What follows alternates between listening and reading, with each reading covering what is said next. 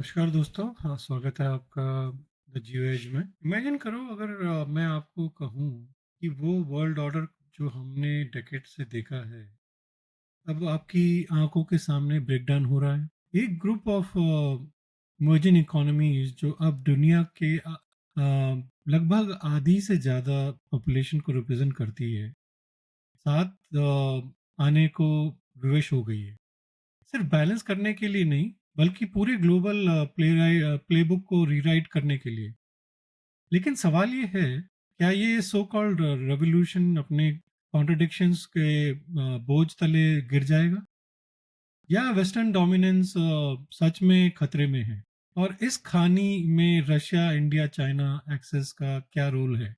तो जब US tariffs double कर रहे हैं और एक रिस्की डिप्लोमेटिक पाथ पर चल रहे हैं,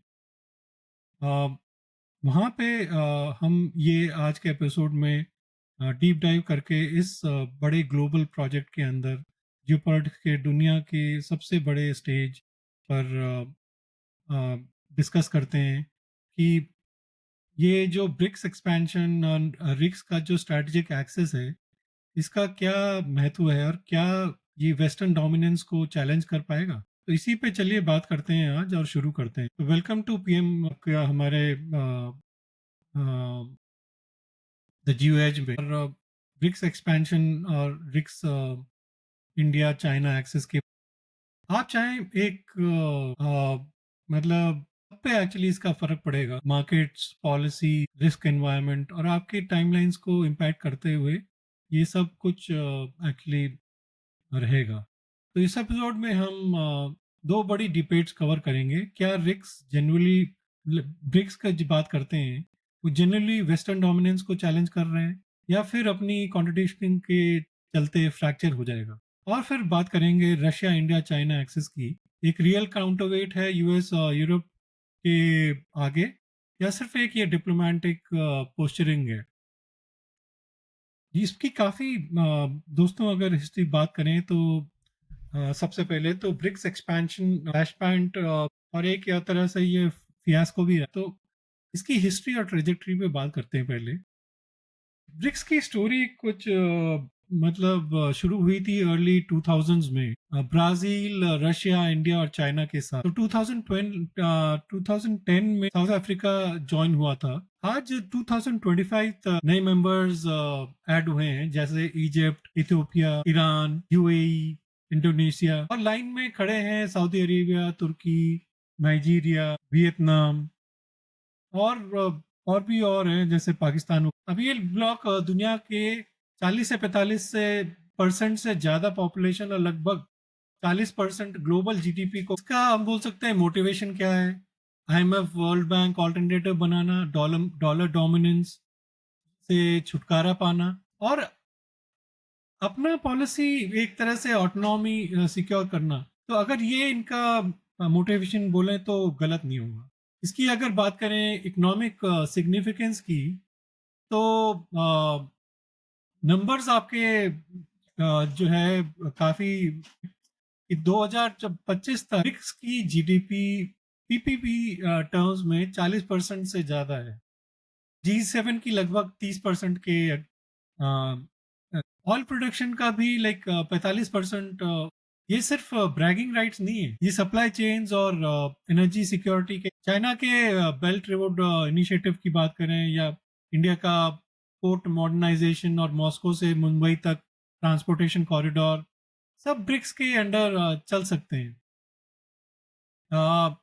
फिर इनकी जो है बेसिकली 32 बिलियन की फंडिंग की भी बात हुई थी बीच में। तो अब बात करते हैं, चलिए, पॉलिटिकल मोटिवेशंस की। इकोनॉमी के अलावा ब्रिक्स के पॉलिटिकल प्रोजेक्ट्स भी, ये ग्लोबल साउथ के लिए आवाज, ह्यूमन रिफॉर्म्स, फेयर ट्रेड और क्लाइमेट फाइनेंस जैसे इश्यूज पे। लेकिन मोटिव्स अलग अलग हैं। रशिया जैसे सैंक्शंस के, चाइना इन्फ्लुएंस एक्सपैंड करना चाहता है, इंडिया मल्टीपोलरिटी, और Iran openly anti west stand रखता है। तो इसमें काफी कॉन्ट्रडिक्शंस हैं, लाइक स्टेक होल्डर अलाइनमेंट सबसे बड़ा चैलेंज है। एक तरफ है इंडिया चाइना बॉर्डर टेंशन, दूसरी तरफ है ईरान सऊदी राइवलरी, और इसमें फिर Brazil India agricultural like competition भी कोई अलग नहीं है।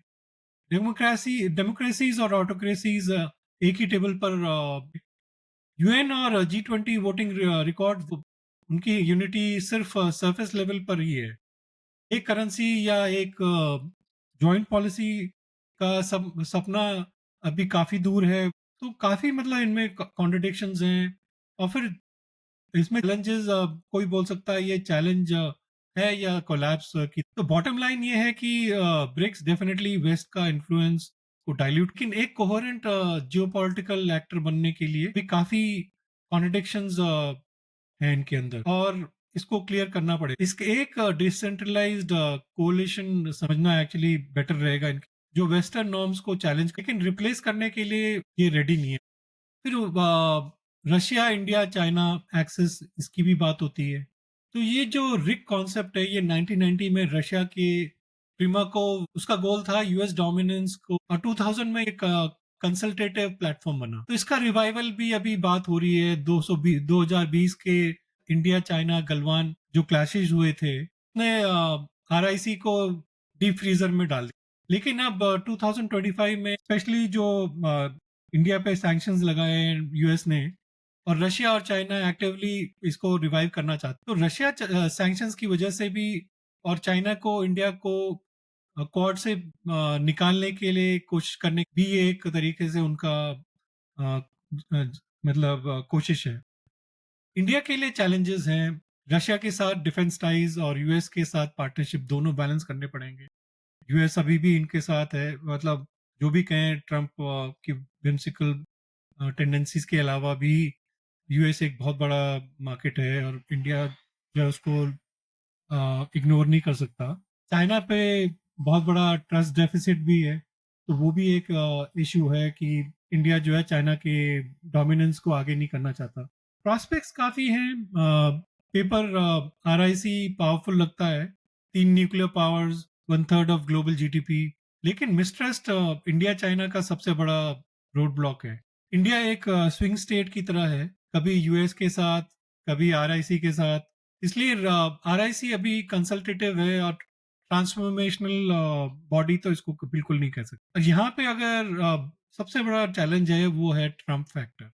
ट्रम्प ने टैरिफ्स डबल किए हैं इंडिया पे, इंडियन इंपोर्ट्स पर 50% और अभी 100% का थ्रेट है के लिए इंडिया को पनिश करा जा रहा है। चाइना और ईयू अभी भी मतलब उन पे वही टैरिफ है, उसमें कोई इम्पैक्ट नहीं है सैंक्शंस। इंडिया ने इसे अनजस्टिफाइड बोला है और Russia energy deals continue continue करने का अपना पूरा।